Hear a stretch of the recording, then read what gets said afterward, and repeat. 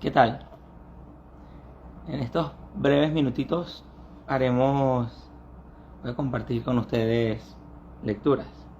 Ayer quedamos sigo con la economía explicada a mis hijos de Martin Krauss y hablábamos en principio de que hay cosas en la economía, hay como un egoísmo, hay un egoísmo natural que no tiene nada que ver con lo moral y que más aún sustenta lo moral. Todas las personas que quieren mejorar su conducta lo hacen desde el egoísmo, quieren ellos mismos, para ellos mismos. Que para los demás, ok, sí, pero es egoísta, okay. No le está quitando nada a nadie, están dando, ok. Bueno, entonces dice: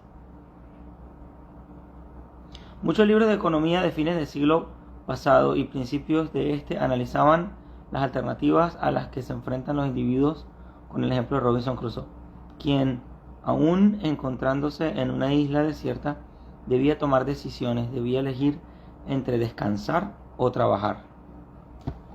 Voy a ponerlo así que se ve mejor. Es entre descansar o trabajar.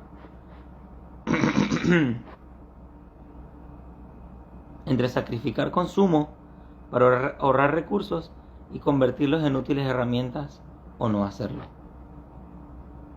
Crusoe, solo en la isla, tiene que tomar en cuenta buena parte de las categorías que la economía analiza: consumo, ahorro, inversión, productividad, preferencia temporal, interés y demás. Esas categorías se mantienen a menudo en circunstancias en que no existe un solo individuo, sino varios relacionados entre sí.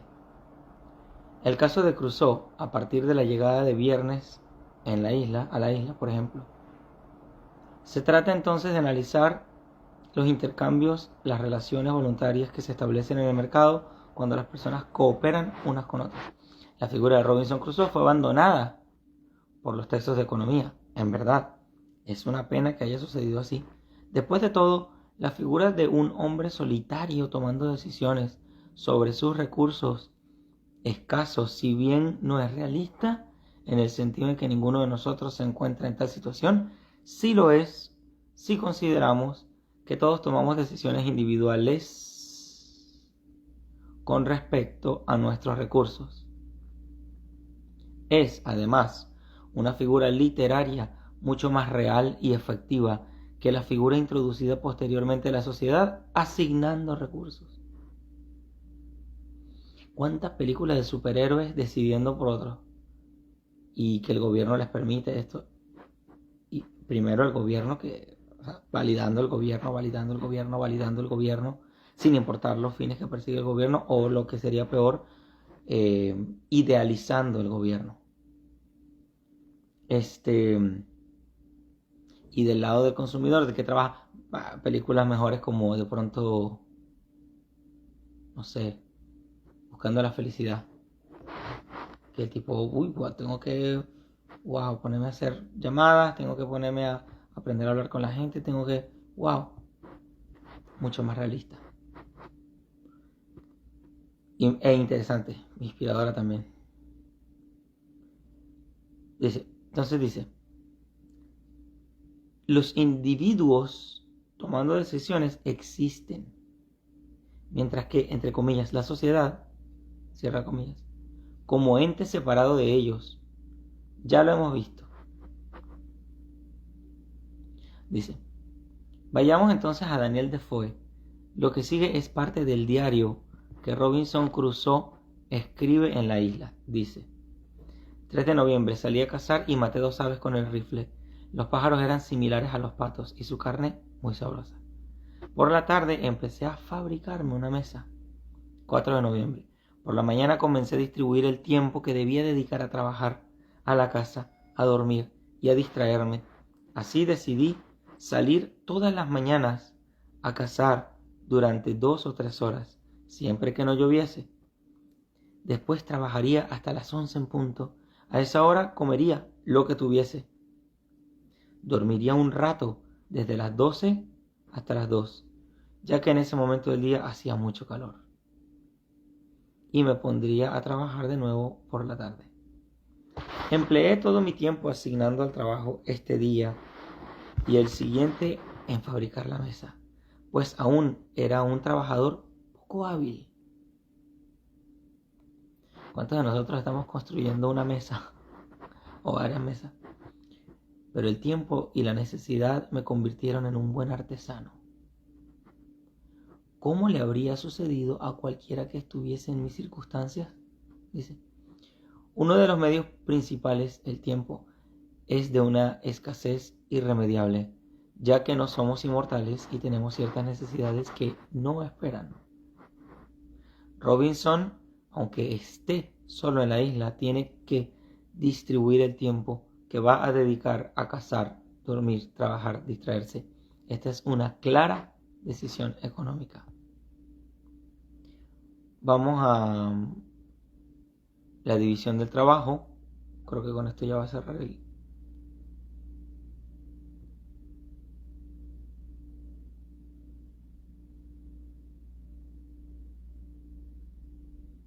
Vamos a volver a Robinson. Bueno, vamos a hablar de la división del trabajo rápido. Dice, recordemos que aquel libro tan importante, Investigación sobre la naturaleza y causas de la riqueza de las naciones, de Adam Smith, el primer capítulo se llama de la división del trabajo. Ahí Smith explica los beneficios de este mecanismo y afirma que en él se basa el origen de la riqueza, presentando un ejemplo muy sencillo. En fin, hay que dividir las tareas y eso es como una forma de apalancamiento. Hoy en día le pueden llamar apalancamiento.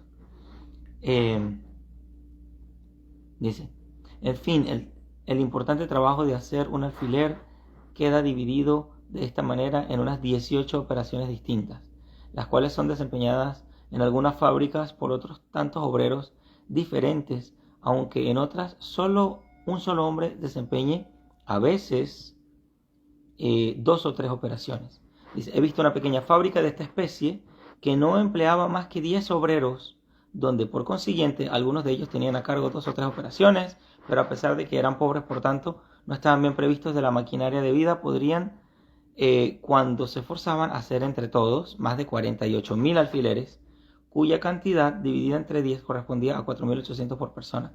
Bueno, en fin, aquí Adam Smith está conversando sobre cómo dividir las tareas, o sea, separar las tareas que todos tenemos que hacer. Un solo producto se compone de muchas cositas, de muchas actividades que se realizan, y dividir esas tareas es apoyarse en las habilidades de otras personas, en una cooperación, multiplica la capacidad de producción, la riqueza, y esto sin entrar en hablar de lo que es el potencial, la capacidad de producción que te multiplica una maquinita. Entonces, bueno, eso haciendo por contraste la comparación de la situación de Robinson Crusoe llegado a la isla, dividiendo su tiempo, y Adam Smith por aquí hablando, hay que dividir las tareas.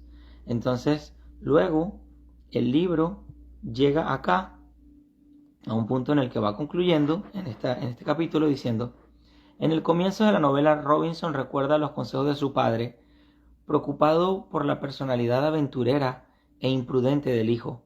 Le daban para disuadirlo de su intención de abandonar el hogar. Dice, me dijo que era propio de hombres desesperados por un lado, o de los ambiciosos que aspiraban a fortunas superiores, por otro, el irse al extranjero en búsqueda de aventuras, intentando medrar y hacerse famosos con empresas y en asuntos de condición fuera de lo común, que todo ello estaba o bien muy por encima de mí o bien muy por debajo de lo que merecía, que lo mío era el promedio, o lo que podría llamarse el grado superior de la vida común, que según su larga experiencia era el mejor estado del mundo, el más adecuado a la felicidad humana, que no estaba expuesto a las miserias y sinsabores, al trabajo y los sufrimientos del estamento manual de la humanidad, ni se veía tampoco dificultado por el orgullo, el lujo, Entonces el padre de Robinson Crusoe le dice, hey, búscate una vida mediocre prácticamente.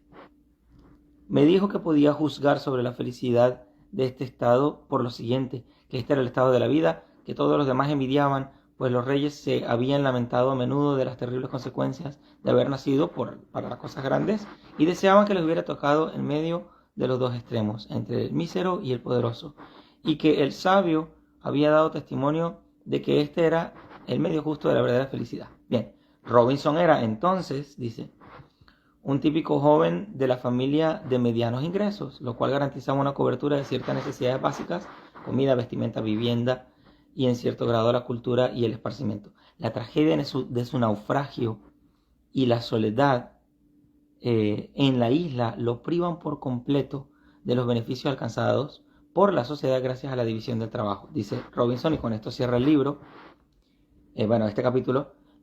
Yo, pobre mísero Robinson Crusoe, llegué a esta isla desafortunadamente después de naufragar en alta mar durante una tormenta. Di a la isla el nombre de Isla de la Desesperación. El resto de la tripulación del barco que viajaba se ahogó durante la tormenta y yo mismo estuve a punto de morir. Pasé el resto de mi día atormentándome a pesar de las terribles circunstancias en las que me encontraba. Carecía de comida, de ropas, armas o de un lugar donde cobijarme. Desprovisto de cualquier ayuda, pensé que me agradaba la muerte. Bla, bla, bla, bla. Termina diciendo, dormí muy profundamente a pesar de que estuvo lloviendo toda la noche. Bueno, esto da bastante, ¿verdad?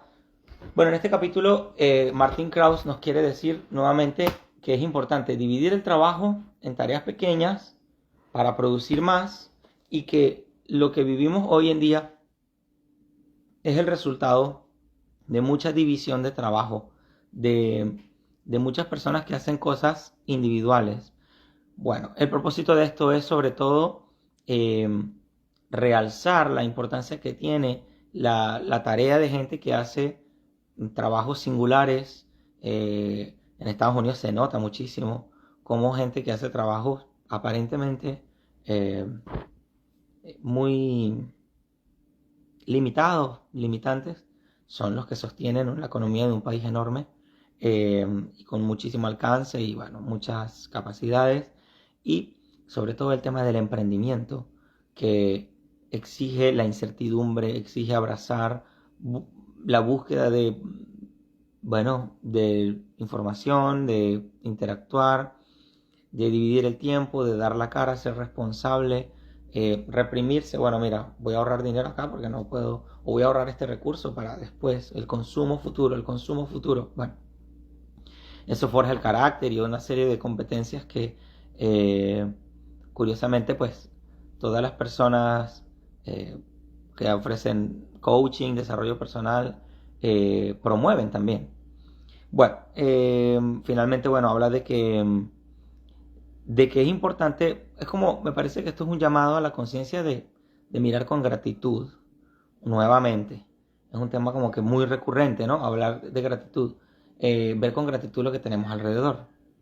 Y también eso es como a manera de hacer una pausa y decir, oye, mira, gracias a Dios o gracias a mis padres, no sé, el destino, mira, todo esto, ¿no?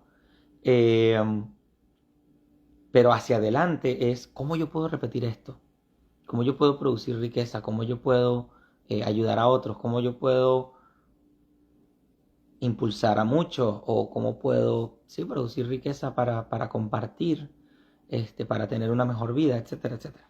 Bueno, eso ha sido el tercer capítulo de este libro de La economía explicada a mis hijos, con cuentos y con historietas. Martin Krauss, de una manera brillante, vuelve a explicarnos una realidad de la economía. El próximo capítulo se llama La cooperación social, lo que es cooperar, colaborar, y de eso hablaremos mañana. Bye bye.